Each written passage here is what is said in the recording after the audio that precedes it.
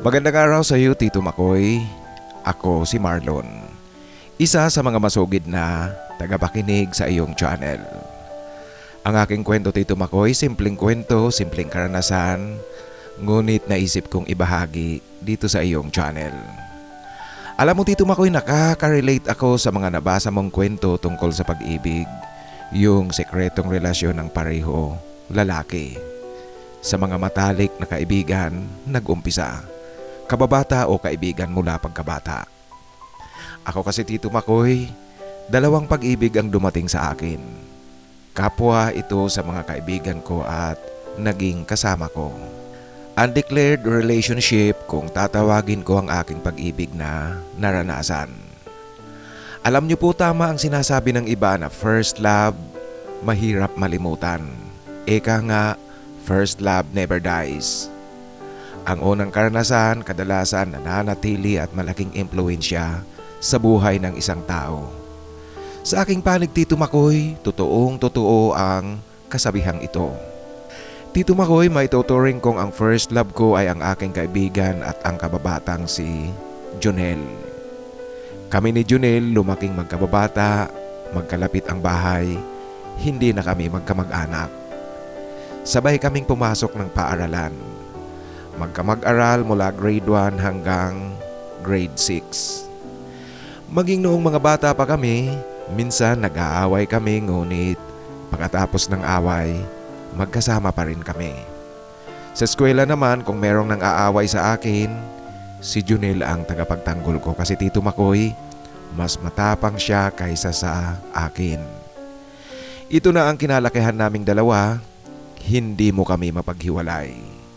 Hindi na uumay na palaging magkasama.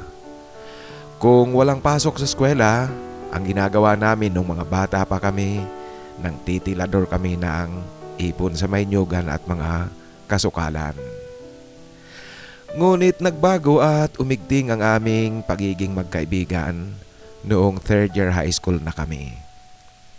Noon kasi pumanaw ang kapatid ng papa ko. Kinailangan nilang pumunta sa Manila. Ilang araw ding mananatili sa Manila bago sila umuwi. Ako ang naiwan sa amin kasi hindi pwedeng walang tao sa bahay. May mga hayop na kinakailangang alagaan at pakainin. Natural, Tito Makoy, sinamahan ako ni Jonel sa bahay namin. Lalo na sa pagtulog sa gabi kasi wala akong kasama. At sa pagkakataong iyon, Tito Makoy, aaminin ko, sa unang gabing pagtulog namin, pakahiga namin sa tulugan, ako ang yumakap sa kanya. Subalit wala lang, yung yakap lang talaga. Bagamat ang edad na ito, teenager kami pareho, alam natin na ang pagiging teenager ay ang umpisa ng panahon ng kapusukan. Dala marahil na wala kaming sekreto sa bawat isa, yumakap din sa akin si Jonel. Kaya lang, Tito Makoy, ang kanyang pagyakap sa akin, meron pang kasamang haplos. Hindi ko siya sinaway kasi sa akin naman, natural lang ito. Ngunit, Tito Makoy, siguro inakala niya o kaya sinubukan niya kung hahayaan ko lang siya. Pumasok siguro sa kanyang isipan ang ano kaya kung subukan nating pasayahin ang ating mga sarili. Yun marahil, Tito Makoy, ang kanyang iniisip nung mga oras na iyon. Kaya nagpatuloy siya, Tito Makoy, hanggang sa naramdaman kong natatangay siya ng kanyang emosyon. Maging ako, Tito Makoy, natangay na rin. Natagpuan ko na lang na nasa gitna na kami ng mainit na paglalambingan. Si Jonel ang dumidiskarte, siya ang gumagawa ng lahat. Nagtuloy-tuloy ito hanggang sa pareho kami nalunod ng aming mga emosyon. Nauwi na sa totohanang pribadong pagpapasaya namin sa aming mga sarili. Aaminin ko rin na nagustuhan ko ang aking nararamdaman noong mga oras na iyon. Sa unang pagkakataon, kapwa namin naranasan na ganoon pala ang pakiramdam, ang makipag-ulayaw at meron kang kaulayaw. At dahil nga, Tito Makoy, sa nagustuhan ko talaga, ako na ang nag-initiate na umulit kami pakalipas ng ilang sandaling pamamahinga. Kaya, Tito Makoy, na ulit at inulit-ulit namin ang pagsasaya noong gabing iyon. Ako lahat ang nag-uumpisa ngunit palaging si Jonel sa huli ang gumagawa. Sa buong panahong nasa Manila ang mga magulang ko at kapatid, iyon din ang panahong gabi-gabi kami ni Jonel nagsasaya. Hanggang sa napansin ko na lang ang sarili ko, Tito Makoy, na hinahanap ko na ang paggawa namin ng pribadong bagay. Gustong gusto ko nang palagi kaming magkasama, magkatabi. Gusto kong palagi kaming mayroong pribadong oras. Walang salitang binibitiwan ang bawat isa. Body action lang ang nag-uusap sa amin. Hindi ko na maitatanggi, Tito Makoy, na na-addict na kami sa bawat isa. Tuwing alam namin na sulo namin ang lugar kahit paanong oras yan, umaga, tanghali, hapon, maliwanag o madilim, basta alam naming walang makakakita sa amin, nagagawa namin ni Jonel ang pasayahin ang aming mga sarili. Sumasalisi kami talaga. Ang pagtatapos namin ng high school ang naging dahilan ng pagkakaputol ng aming ginagawa. Naghiwalay kaming dalawa, walang drama, walang iyakan. Kasi Tito Makoy, alam namin na darating ang tagpong ito. Lumuwas si Jonel ng Manila, ako naman naiwan sa probinsya. At mula noon, hindi na kami nagkasama pa sa loob ng mahabang panahon. Wala ring komunikasyon. Alam nyo na po noong panahon na iyon, wala pa tayong cellphone kasi 80s pa lang ito, Tito Makoy. Bagamat sabi kong walang drama ang aming paghihiwalay at wala nga kaming komunikasyon, subalit hindi ko maitatangging nangungulila ako kay Jonel noong mga panahon na iyon. Di nawawala sa isip ko ang aming kakaibang pagkakaibigan. At ngayon sa sarili ko, inamin ko na rin na si Jonel ang first love ko. Dahil nga sa mga nangyari sa amin at alam nyo po, noong panahon na nasa high school kami, pareho kami ni Jonel walang niligawan. Hindi namin naranasan ang pagkakaroon ng puppy love sa babae.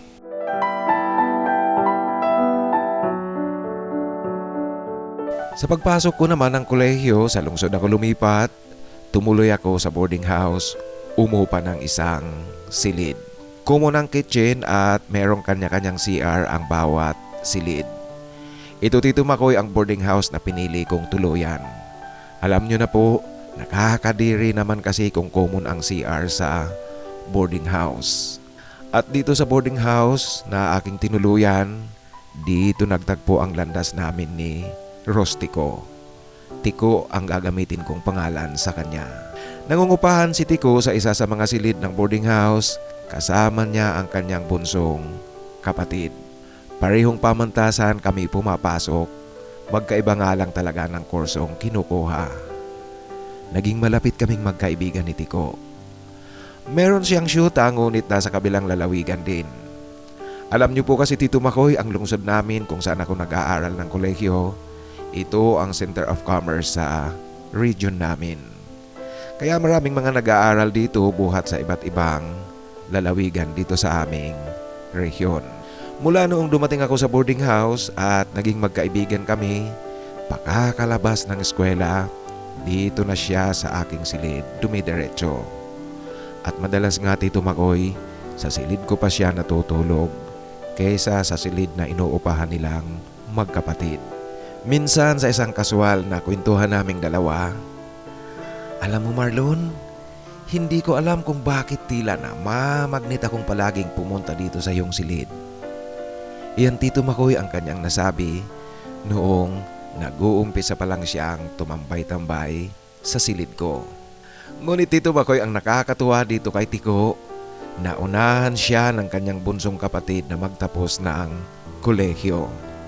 Madalas kasing merong bagsak na subject itong si Tiko. Nang magtapos ang kanyang bunsong kapatid, lalong halos dito na nakatira sa silid ko si Tiko. At alam nyo, Tito Makoy, kagaya ni Jonel ang samahan namin. Walang sekreto sa bawat isa. Sa tagal ba naman ng halos araw-araw, gabi-gabi kaming magkaharap at magkasama, nagkukulitan at nagkikwentuhan. May mga pagkakataong seryoso ang aming usapan at marami ring pagkakataong nagbibiroan kaming dalawa, nagtutuksohan at nagkukulitan. Sa aming pagiging malapit na magkaibigan, maingat ako sa kanya Tito Makoy kasi may syota itong si Tiko, ako wala. Sinisiguro ko Tito Makoy na sa unguarded moments namin, hindi ko magagawa ang ginagawa ko kay Junel noon. Sabihin natin Tito Makoy na mayroon akong iginuhit na boundary sa sarili ko. Ngunit Tito Makoy isang gabi na lang, si Tiko mismo ang gumawa ng hakbang. Natulog kaming magkatabi sa aking higaan. Nagising ako Tito Makoy hating gabi. Yakap-yakap niya ako at nagulat ako kasi humalik siya sa labi ko. Alam niyo na po hindi naman tayo manhid. Sa kanyang paghalik na iyon, tinablan talaga ako. At nang mahalata niyang gising ako at tinablan, di na nag-alangan itong si Tiko. Pinagbigyan na niya ang kanyang nararamdaman. Ako naman dahil nga sa meron akong karanasan kay Junel noon, nalunod na rin ako sa aking pakiramdam. Pribado at romantiko ang naganap sa amin ni Tiko sa unang pagkakataon. Kapwa kami hindi nakapagpigil at hindi nag-alangang ipakita ang aming nararamdaman mula umpisa hanggang sa natapos kaming dalawa. Doon na nagsimula ang aming kakaibang pagkakaibigan at samahan na naman ni Tiko. Naging bisyo na namin ito gabi-gabi. Palibhasa nga wala na siyang kasama sa kanyang silid na inuupahan, dito na sa silid ko natutulog. Kaya gabi-gabi Tito Makoy, magkasama kami at ginagawa namin ang aming bisyo.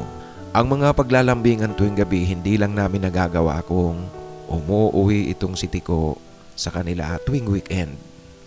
Alam ko Tito Makoy pag weekend naroon siya sa kanilang lalawigan, kasama niya ang kanyang syota doon. Ewan ko po ba kahit na alam kong wala ako sa lugar at kalukuhan ang nararamdaman ko, subalit hindi ko rin maiwasang magselos. Bagamat tuwing babalik siya sa lungsod, palaging normal sa amin ang lahat, labing-labing sa oras ng pagtulog, gabi-gabi. Nagtuloy-tuloy ito Tito Makoy hanggang sa magtapos ako ng kolehiyo.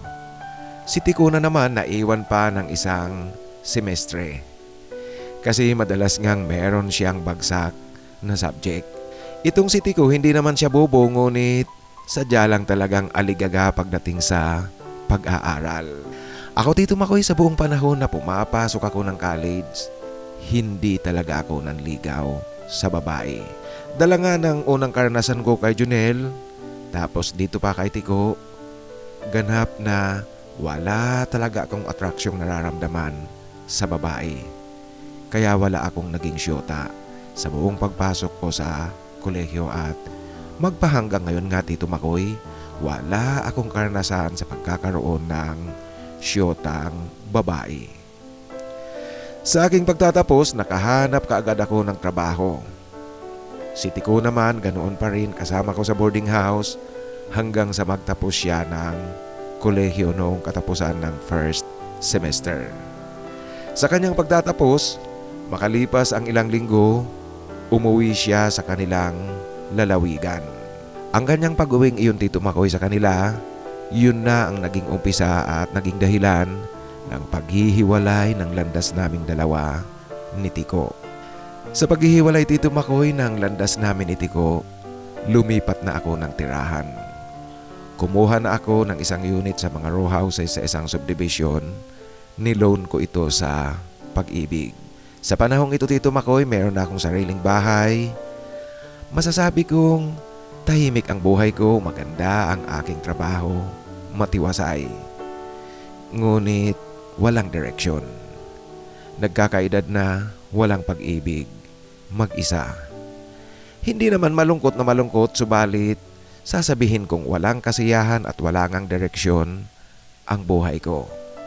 Kaya lang Tito Makoy, nasanay na ako sa ganitong takbo ng buhay ko, kaya okay lang sa akin ang lahat sa kabila ng pagiging mag-isa ko sa buhay. Dumating na Tito Makoy ang panahon na namamayagpag na ang cellphone.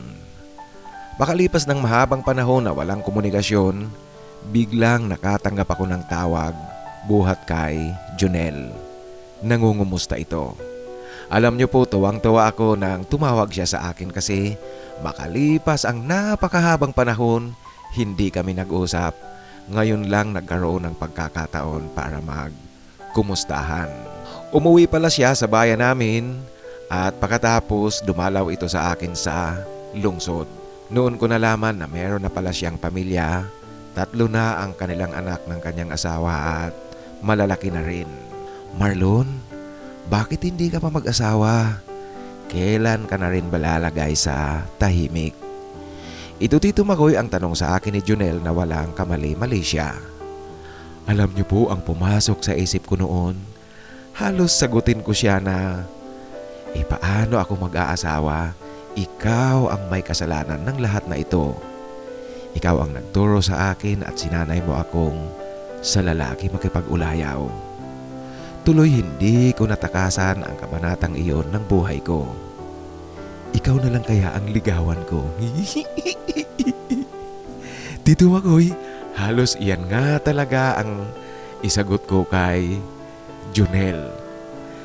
Ngunit, ang tanging sinabi ko na lang talaga ay, huwag na muna ngayon, hindi pa ako handa. Masaya ang aming pagkikitang muli, mahabang kwentuhan, walang naganap sa aming dalawa sa muli naming pagkikitang ito. Nagpatuloy ang buhay ko, Tito Makoy. Patuloy sa pagiging mag-isa sa buhay. Si Tiko naman, dahil nga meron na rin siyang pamilya, paminsan-minsan nagagawi pa rin sa akin. May anak na rin sila ng kanyang asawa. Ngunit Tito Makoy, makalipas ang ilang taon, nabalitaan ko na lang na naghiwalay sina Tiko at ang kanyang asawa. Hindi malinaw sa akin kung ano ang dahilan, basta inamin na lang sa akin ni Tiko na hiwalay na sila ng kanyang asawa. Bagamat meron silang komunikasyon, nag-uusap sila para sa mga bata. At alam niyo po, sa paghihiwalay nila ng kanyang asawa, ang nangyari na naman halos tuwing katapusan ng linggo pumupunta sa bahay si Tiko. At gaya noon, ginagawa namin muli ang pribadong gawain naming dalawa. At alam niyo po, nahalata ko sa pagkakataong ito, mas romantic ngayon sa akin si Tiko. Mas ramdam ko ngayon na maigting ang kanyang panunuyo sa akin tuwing nasa tulugan kaming dalawa. Alam mo Tito Makoy, kung tutuusin, dapat ko itong ikatuwa kasi balik kami sa dati ni Tiko. Ang pagkakaiba nga lang ngayon, linggo-linggo lang siyang nasa bahay. Hindi siya dito nakatira kasi doon siya sa kanilang lalawigan na mamalagi at doon rin ang kanyang trabaho. Kaya lang Tito Makoy, sa pagkakataong ito may pag-aalinlangan din ako kasi kahit paanong sabihin natin, may asawa at anak pa rin si Tiko. Kahit hiwalay sila ng kanyang asawa, subalit technically at legally, mag-asawa pa rin silang dalawa at pamilya sila ni Tiko. Ang aking pag-aalinlangan Tito Makoy ay ayoko na talaga kasing mapako muli ang damdamin ko sa kanya. Dahil napakalaki ng posibilidad na isang araw na naman, muli siyang mawala sa buhay ko. Kaso Tito Makoy, nakakabulag at nakakalito nga siguro ang pag-ibig. Kaya ganito kami ni Tiko. Alam niyo po, ilang taon na rin ang nakalipas, ganito ang sitwasyon namin ngayon. Alam mo Tito Makoy, minsan tinanong ko siya kung wala man lang bang posibilidad na magkaayos at magkabalikan muli sila ng kanyang asawa. Kasi alam niyo po, kahit na ganito ang sitwasyon, gusto ko pa rin naman na buo ang pamilya ni Tiko. Subalit Tito Makoy, sa tanong kong iyon, ang naging sagot sa akin ni Tiko ay hindi niya raw alam at sa kasalukuyan, malabo. Sadya nga talagang magulo ang sitwasyon ng aking pag-ibig at ng aking buhay Tito Makoy. Kasi nga sa kabila ng lahat, meron ng pamilya si Tiko, ngunit ngayon kaming dalawa nagpapatuloy pa rin.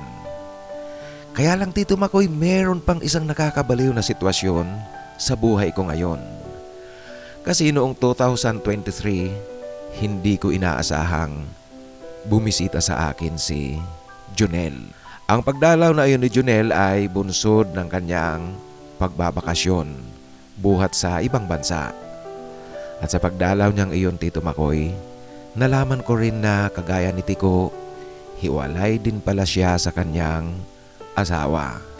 Ang dahilan ng kanilang paghihiwalay, Tito Makoy, nagloko ang asawa ni Junel. Nasa abroad si Junel, nasa Bahrain, at habang nagtatrabaho siya roon, nagawa ng kanyang asawa ang pagtataksil.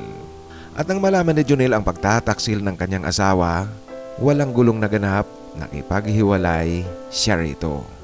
Ayon kay Junel, siya ang sumusuporta sa pangangailangan ng kanilang mga anak na noong panahon na iyon, Tito Makoy, lahat nasa college at ang isa nga gagraduate noong taon na iyon. Sa pagdalaw na iyon sa akin ni Junel, buong 1 linggo siyang nanatili sa bahay. At alam mo na, Tito Makoy, dahil nga siya ang unang karanasan ko, kaming dalawa ang unang gumawa ng pribadong bagay noong mga teenager pa lang kami. Kaya walang satsat o kaya walang usapan. Sa buong pananatili niya sa bahay, labing-labing palagi kami gabi-gabi sa oras ng pagtulog. At mula noong pagdalaw niyang iyon, Tito Makoy, taon-taon sa kanyang pagbabakasyon, palagi siyang pumupunta na sa bahay. At sa panahon ng kanyang bakasyon, mas marami ang araw na kanyang ginugugol at nananatili sa bahay. At sa kabila ng katotohanan, kami naman ni Tiko nagpapatuloy hanggang ngayon, ngunit ang dalawa hindi pa naman nagpapanagpo sa bahay. Kasi Tito Makoy, tuwing magbabakasyon itong si Junel, bago pa siya dumating sa bahay, nagpapadala na ako ng message kay Tiko na meron kaming fieldwork sa trabaho, ilang araw akong mawawala. Kaya tuwing magpapadala ako ng message kay Tiko, pinapaniwalaan niya ito, Tito Makoy. Wala siyang kaalam-alam. Kaya lang, Tito Makoy, pag ako na lang ang mag-isa sa bahay, hindi ko rin talaga maiwasang isipin ang aking sarili, ang aking kalagayan. Magulo, Tito Makoy. Magulo talaga ang aking isipan at ang aking nararamdaman. Bumabalik at bumabalik sa akin ang dalawa kong ex. Ex po ba ang pwede kong itawag sa dalawa? Ang dalawang lalaking mahal ko, ang dalawang tao na siyang dahilan ng tuluyang hindi ko magawang umibig sa babae. Pareho sila ngayon bumalik sa buhay ko. Kung isipin, Tito Makoy, dapat masaya ako ngayon kasi yung dalawang pag-ibig na dumating sa akin noong kabataan ko, pareho bumalik sa akin. Ngunit hindi ko rin naisasantabi na mayroong frustration sa panig ko, sa sarili ko. Kasi sa aming tatlo, ako lang ang walang pamilya, tumatanda at matanda na, walang anak. Paminsan-minsan mayroong mga agam-agam sa aking isipan kung ano ba ang mangyayari sa akin pagdating ng panahon. Subalit, Tito Makoy, dahil nga nasanay na ako sa ganitong buhay, nasanay na akong mag-isa, tumandang mag-isa. Pagkatapos ng mga agam-agam na iyan, ang biglang pumapasok sa aking isipan, bahala na nga kung ano ang mangyayari bukas. Bahala na kung ano ang darating sa akin. Saka na ako mag-iisip kung ano ang gagawin ko kapag nasa harapan ko na ang sitwasyon.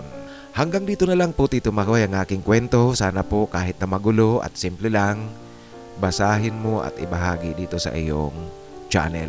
Ang isa sa mga masugid na taga-subaybay mo, Marlon. Maraming salamat, Marlon, sa pagbabahagi mo ng iyong kwento. Alam mo, naguguluhan din ako sa takbo ng pag-ibig mo at sa takbo ng buhay mo, kaya wala akong mai-advise dyan. At unang-una nga pala, alam mo, nang mabasa ko itong email mo sa akin, natawa ako kasi sa lahat ng mga pangalan na pwede mong gamitin, Junel pa talaga ang napili mo. Baka naman ang Junel na tinutukoy mo rito ay hindi kaya ito si Junel? Pasensya ka na, Marlon, talagang hindi ko mapigilan talagang matawa tuwing binabasa ko itong liham mo. Kaya lang obvious naman na hindi ito si Junel kasi kung baga nasa Bahrain itong si Junel na kaibigan mo at karelasyon mo pa hanggang ngayon. Alam mo, dahil nga sa nagugulahan ako at aaminin ko sa iyo, wala akong maia-advise sa iyo kung ano ang dapat mong gawin. Yan na nga lang siguro, dahil sabi mo nga nasanay ka na sa ganyang sitwasyon, matanda ka na, tama yung iniisip mo at sinasabi mong bahala na bukas kung anong kahihinatnan, saka mo na lang haharapin. Paminsan-minsan kasi Marlon, pag ganitong mga sitwasyon na naguguluhan tayo, di natin alam kung ano ang gagawin, mas maigi yang paminsan-minsan tingnan mo na lang at sumabay ka na lang sa agos ng buhay. At kung mayroong mga kinakailangang gumawa ka ng hakbang, may mga sitwasyon na kinakailangan mo talagang gumawa ng hakbang, saka mo na isipin kung ano ang dapat mong gawin. Kaya siguro Marlon, ang mas maigi dyan, i-enjoy mo na lang ang iyong pagiging solo sa buhay at i-enjoy mo ang pag-ibig na nasa mga kamay mo ngayon. Sa muli, maraming salamat sa pagbabahagi mo ng iyong kwento. Ngayon mga kaibigan, sa ating shoutout, kakaunti lang ang nagpapa-shoutout doon sa sinusundang upload nito, yung Runaway Groom, yung kwento ni Russell at Binjo. May mga nagtatanong kung re-upload ba iyon? Oo mga kaibigan, re-upload iyon at sinabi ko nga sa title na re-upload. Ang original na upload niyan, ang title ay Binjo at Russell. Kaya lang nire-upload ko dahil nga sa, alam nyo na, nagre-upload ako ng mga kwentong na i-upload ko na noon kasi nga merong mga eksena na kinakailangang alisin at kinakailangang baguhin para makasunod tayo sa YPP program ng YouTube. Kaya muli, ang kwentong iyon ay re-upload iyon. Ngayon sa ating mga nagpapa-shoutout, ang unang isa-shoutout ko ngayon ay ang ating kapatid na si Felipe Gorospe ng Italy. Maraming salamat at shoutout sa iyo, Ipe, dyan sa Italy at sa mga kababayan natin na nasa Italy. Siya nga pala mga kaibigan, itong si Ipe, gusto niyang makahanap rin ng forever. Kaya lang meron siyang criteria. Dapat daw Ilocano at katulad niya, Moreno at may bigote.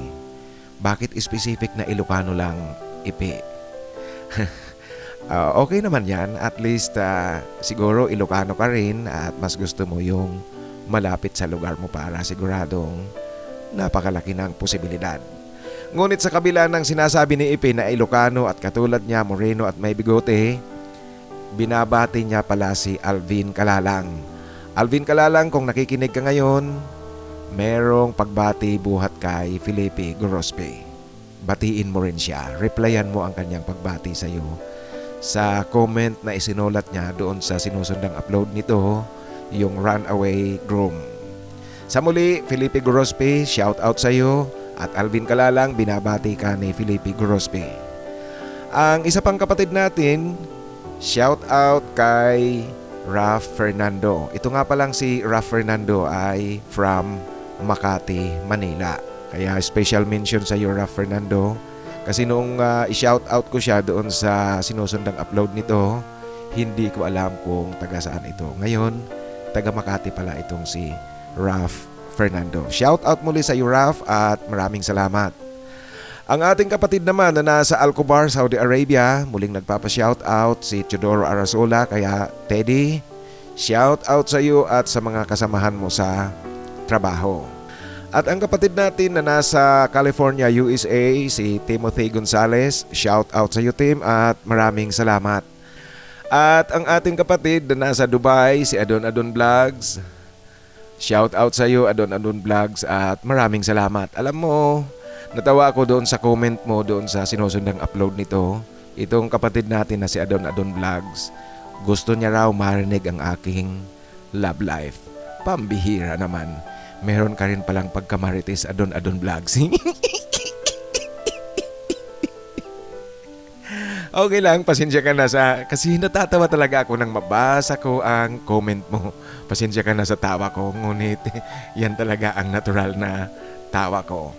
Sa muli, maraming salamat sa iyo, Adon Adon Vlogs, at wala namang problema kung marinig nyo ang love life ko. Kaso, napaka-flat. Walang excitement na bahagi. Kaya wag nyo na lang pangaraping marinig ang love life ko. At sa ating mga hinahanapan ng forever, ang babasahin ko ngayon ay ang Team B. Para doon sa mga ngayon palang nakapakinig sa ating kwentuhan, ang mga pangalang babanggitin ko, naghahanap yan ng forever. Kaya kung naghahanap kayo ng forever, pwede nyo silang kontakin. Alfred TV 888, naghahanap ng forever. John M7V, naghahanap ng forever. John Inglaterra, naghahanap rin ng forever. At si Alvin Santiago, naghahanap rin ng forever. Ganoon din si Rodney Robin, si JP Chulipa, Filmer Borromeo at ang bagong kasapi ng Team B ay si Felipe Gorospe. Yan po, naghahanap yan ng forever. Pag sinabing forever, ibig sabihin yung tutuhanang relasyon, hindi yung biro-biro lang. Sa muli, maraming salamat po sa inyong lahat sa tuloy-tuloy na pakikinig at tuloy-tuloy na suporta dito sa ating kwentuhan. Sa mga nais pong magpa-shoutout, palagi pong isulat ang inyong pagnanais na magpa-shoutout sa pinakahuling upload para siguradong mabasa ko yan. At sa mga nais namang magbahagi ng kanilang kwento, ipadala lang po sa aking email, titomarcos@yahoo.com. Sa inyo pong lahat mga kaibigan, maraming salamat.